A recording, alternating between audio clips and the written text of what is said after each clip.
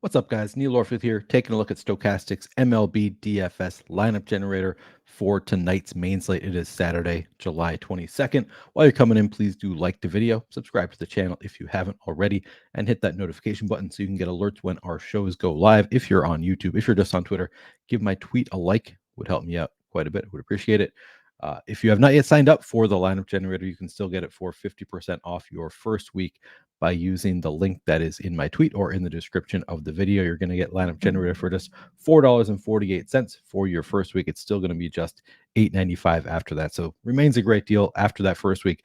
Every lineup you get out of Lineup Generator will be a plus EV lineup, long-term profitable according to the Stokastic Sims. I'm going to start here by looking at some DraftKings lineups. I'm going to do all stack types, and I'm going to do all lineup types. We're going to get a mix of chalky, balanced, and contrarian lineups here. Not locking anybody in.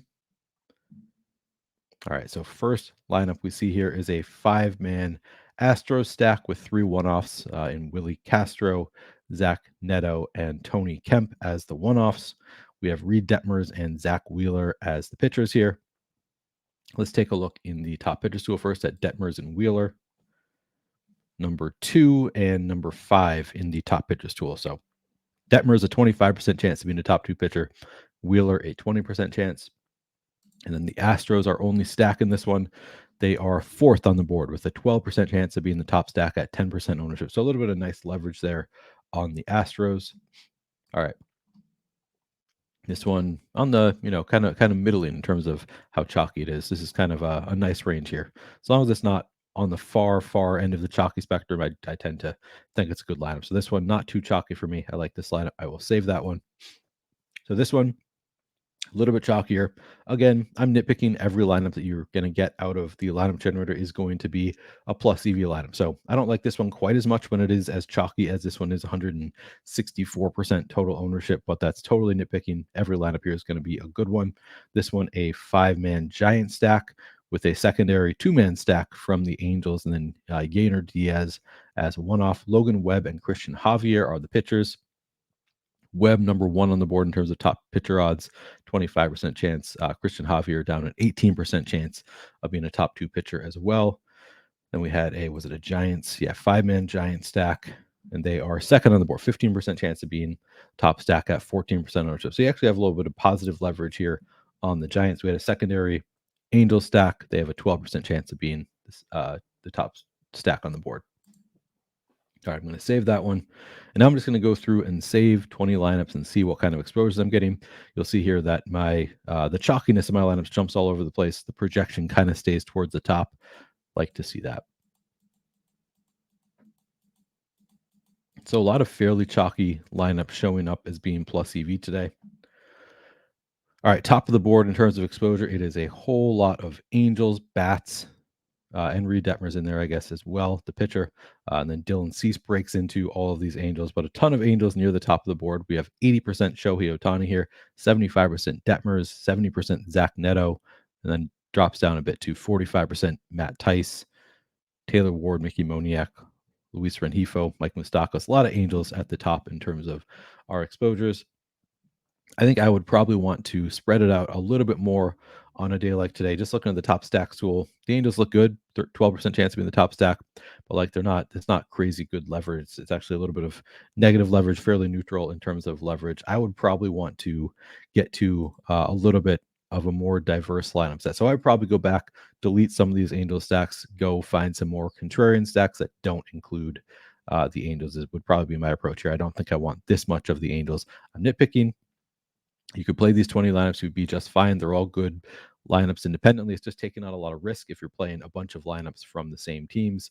You're increasing the odds that you're just going to lose every cent that you play today. I prefer to spread it out a little bit more on days like today when you can't find any crazy good leverage. All right, so I'm going to go check out some FanDuel lineups as well.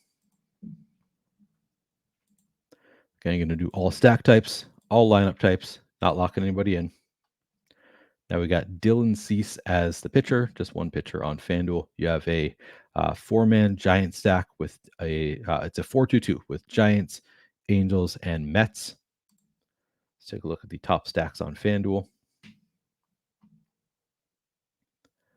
So we have the Giants are second on the board, 12% chance of being the top stack.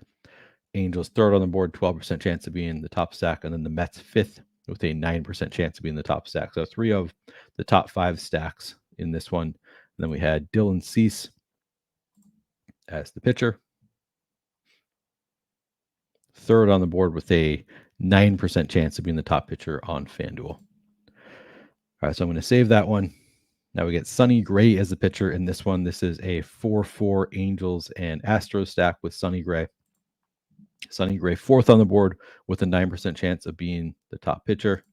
We have the Astros with a 10% chance of being the top stack, and then what I believe was the Angels, 12% chance of being a top stack as well. So we have a couple of the third and fourth best stacks on the board, and then one of the top pitchers, Sonny Gray, fourth as well. So good lineup, projects pretty well, and also not all that chalky. I like that lineup quite a bit. All right, I'm going to just go through and save 20 lineups, see what our exposures look like. All right, so once again, got a ton of Shohei Ohtani. He just looks really good today. 75% exposure there, 45% to Jock Beaters. So actually kind of different exposures on FanDuel versus DraftKings. I prefer what I'm seeing here on FanDuel.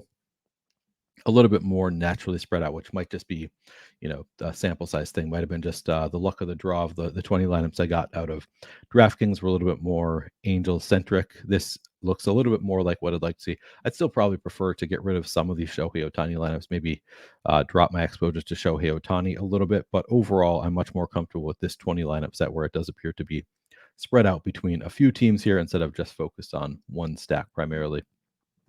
All right, that is going to do it for this video, guys. Again, please like the video if you haven't already done so.